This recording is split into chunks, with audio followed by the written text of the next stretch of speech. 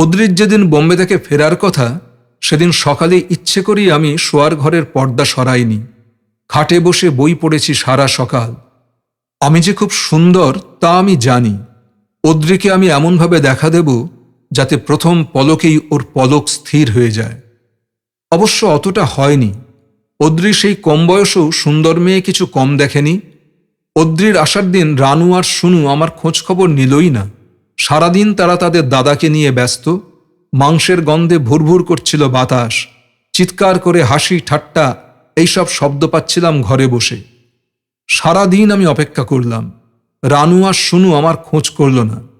পরদিন রানু পর্দা সরিয়ে জানালা দিয়ে দু একটা কথা বলল, বাসায় এলো না, আমাকেও ডাকল না। মনে মনে বুঝতে পারছিলাম ওরা ওদের মূল্যবান দাদাকে সব রকম আপদ বিপদ থেকে রক্ষা করে চলতে চায়। কিন্তু অদ্রি আমাকে দেখেছিল ঠিকই। পাশাপাশি বাড়ি হলে ঠিকই দেখা হয়ে যায়। সত্যিকারের অদ্রি ফটোর চেয়েও সুন্দর। টকটক করছে ফর্সা রং। তার উপর সে ছিল খুব চালাক, চতুর, ব্যবহারে তার কোনো সংকোচ লজ্জা ছিল না। ৩-৪ দিন পর সে রানুর সঙ্গে আমাদের বাসায় এলো। হাতে একটা টেনিস বল, সেটা ক্রমান্বয়ে মাটিতে ফেলে লুপছে।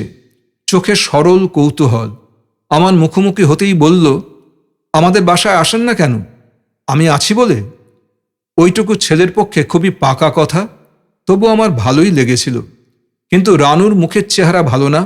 কাটকাট হাসছে, যেন অদ্রির প্রস্তাবটা তার পছন্দ নয়।